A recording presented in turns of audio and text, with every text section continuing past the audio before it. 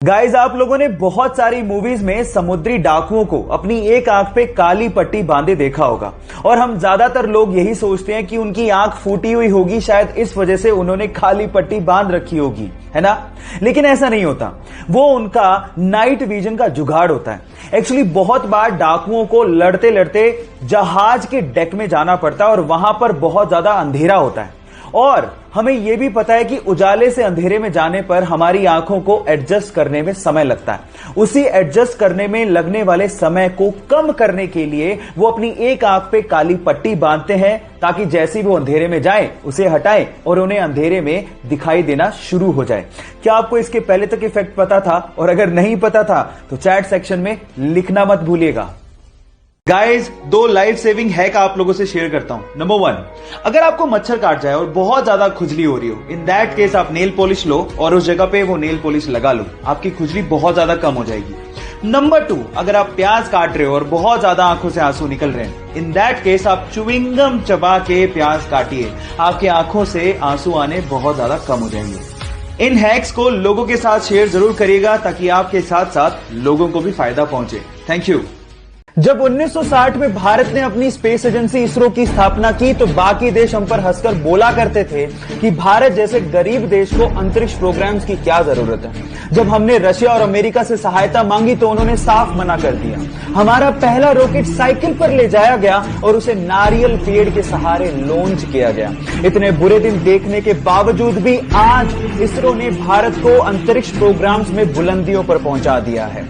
भारत 2013 में मंगल ग्रह पर पहली ही कोशिश में पहुंचने वाला पहला देश बना और साथ ही साथ इसरो ने 2017 में एक ही रॉकेट से 104 सैटेलाइट को लॉन्च करके रिकॉर्ड बना दिया और आज इसरो वर्ल्ड की रिनोन स्पेस एजेंसीज में से एक है। So proud to be an Indian.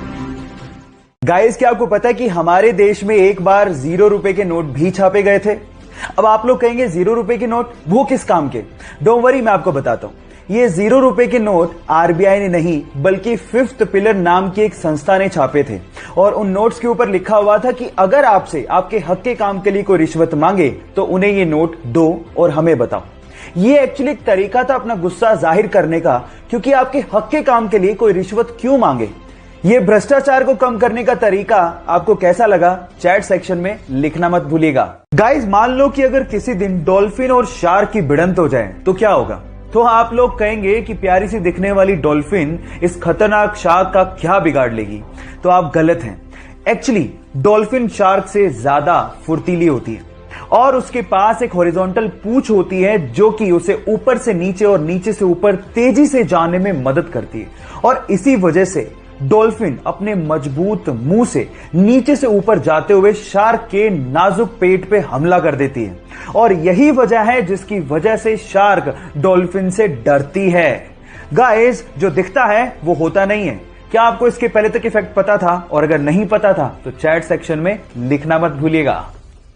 New Zealand पूरी ही दुनिया के लिए कोरोना के खिलाफ जंग में एक मिसाल बन चुका है। 50 लाख की आबादी का यह देश अब पूरी तरह से कोरोना से फ्री हो चुका है। उसके पीछे का रीजन है उनकी नीतियां।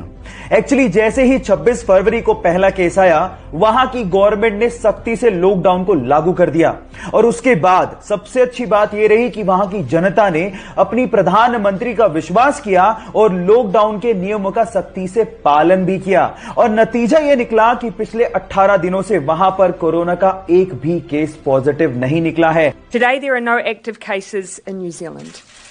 यहां न्यूजीलैंड से सीखने लायक बात यह है कि अगर हमें कोरोना के खिलाफ जंग को जीतना है तो जनता और गवर्नमेंट दोनों को साथ मिलकर काम करना पड़ेगा। इस मैसेज को शेयर करिए ताकि लोगों में जागरूकता फैले और हम भी कोरोना फ्री नेशन का सपना साकार होता देख सकें। इस कोविड-19 के टाइम पे अगर आपने किसी को कॉल किया हो तो अक्सर आप लोगों ने ये कॉलर ट्यून जरूर सुनी होगी। कोरोना वायरस या कोविड-19 से आज पूरा देश लड़ रहा है। पर मेरा सवाल यह है कि इस कॉलर ट्यून में आखिर आवाज है तो है किसकी? डोंट वरी, मैं आपको बताता हूं। ये है दिल्ली की 40 वर्षीय जसलीन भल्ला, जो पेशे से वॉइस ओवर आर्टिस्ट हैं, जिन्होंने किसी कंपनी के लिए इस ऑडियो को रिकॉर्ड किया था।